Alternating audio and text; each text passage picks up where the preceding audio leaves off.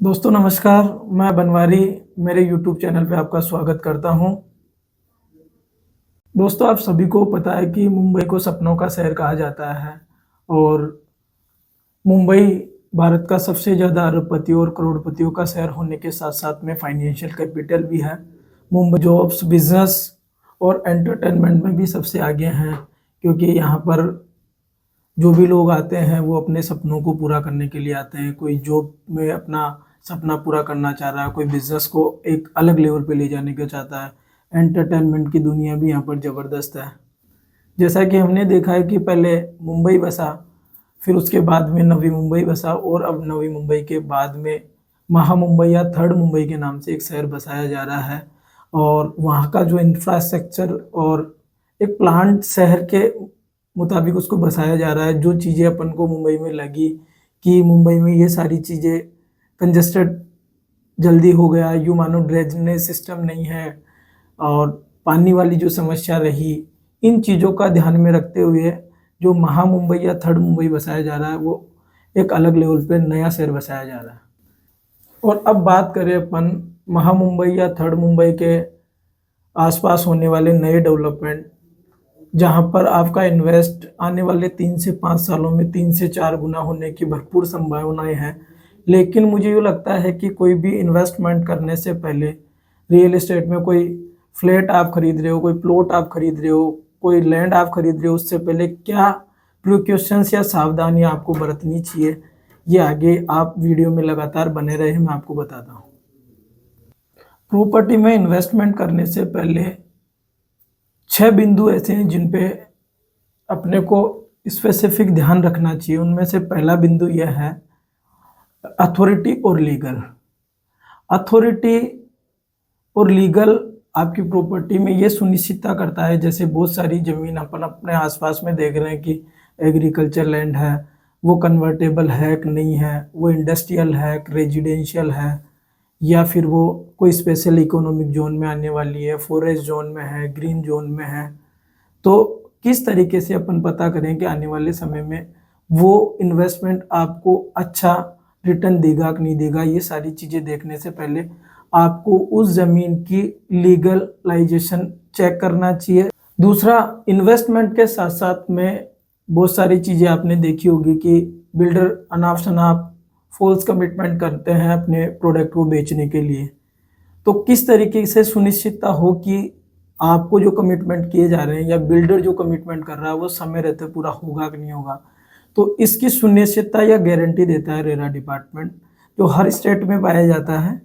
और ये local body के पैरेलल ही रेरा डिपार्टमेंट काम करता है। ये कॉन्ट्रैक्टर है बिल्डर और कस्टमर के बीच में कि क्या क्या कमिटमेंट हो रहे हैं वो समय रहते पूरे होंगे कि नहीं होंगे।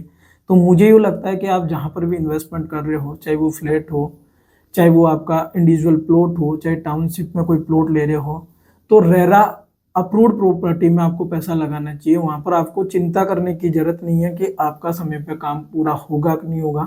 उसकी मॉनिटरिंग हर स्टेट में लोकल बॉडी के पैरेलल रेरा डिपार्टमेंट करता रहता है। अगले बिंदु पे अपन बात करते हैं तो लोकेलिटी और डेवलपमेंट कि उस एरिया में अभी जो एंट्री है किस तरीके की है, वहाँ पर जो लोग रह रहे हैं उनका परिवेश कैसा है, आने वाले टाइम पे क्या डेवलपमेंट वहाँ पर होने वाला है, कौन से गवर्नमेंट के प्रोजेक्ट्स आने वाले हैं और क्या उनकी डेडलाइन है। जैसे गवर्नमेंट का कोई प्रोजेक्ट अनाउंस हुआ तो वो कब हुआ, कितने टाइम बाद में वो होने को जा रहा है, क्योंकि सारी चीज़ें आपकी इन्वेस्टमेंट की उसकी डेडलाइन से जुड़ी हुई है। अब मान के चलो कि कोई प्रोजेक्ट बहुत लेट स्टार्ट होने वाला है और अभी आप वहाँ पर इन्वेस्टमेंट कर रहे हो तो फिर आपको लंबा समय लगेगा वहाँ पर रिटर्न के लिए। नेक्स्ट बिंदु पे अपन बात करें तो पोजीशन लेटर बोल सकते हैं या ऑक्यूपेसी लेटर। प्रॉपर्टी खरीदने के बाद में तुरंत जैसे ही आपकी डॉक्यूमेंटेशन का प्रोसेस कंप्लीट होता है उसके साथ ही आपको चाहे इंडिविजुअल ओपन प्लॉट हो या फिर आपका फ्लैट हो या कोई बना बनाया मकान हो, आपको उसके अंदर ऑक्यूपेसी लेटर या पोजीशन लेटर लेना जरूरी है। क्योंकि नेक्स्ट टाइम आप कभी भी, जैसे मान के चलो आपने आज परचेज किया, आप 2 साल बाद में वहाँ पर रहने जा रहे हो, तो आप बिल्डर को उस चीज़ के लिए अगर आपके पास में कब्जा पत्तर या पोजीशन लेटर नहीं है तो आप बिल्डर को कभी ये दावा नहीं कर सकते हो इस चीज़ के लिए कि आप मुझे पोजीशन दो। वो पोजीशन लेटर आपका तब काम में आएगा, वो आपको अपने डॉक्यूमेंटेशन वाले प्रोसेस के साथ में ही लेना है।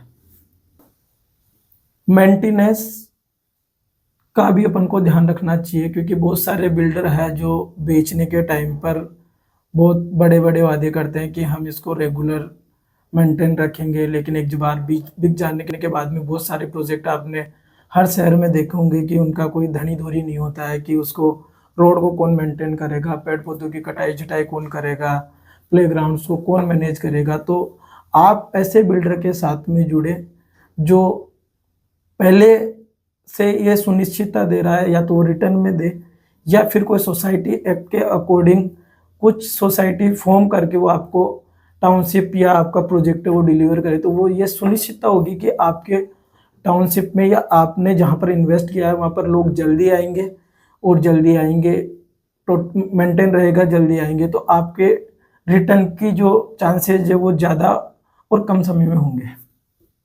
बिंदु ये भी है कि प्रॉपर्टी की रिसेल कौन करेगा आने वाले टाइम पे। जैसा कि हर आदमी, चाहे मैं हूँ चाहे कोई और हो, कभी भी इन्वेस्ट करता है तो ये देख के इन्वेस्ट करता है कि आने वाले टाइम पे मेरे को रिटर्न किस तरीके से मिलेगा। अगर अच्छा बिल्डर है, टाउनशिप को या उनके प्रोजेक्ट को उन्होंने अच्छे तरीके से मेंटेन किया है, जो सारी चीज़ें कमिट हुई थी वो कमिटेड है उन चीज़ों पे, तो आपको रिटर्न अच्छा मिलेगा। दूसरी ये कुछ बातें थी जो इन्वेस्टमेंट करने से पहले अपन को ध्यान में रखनी है।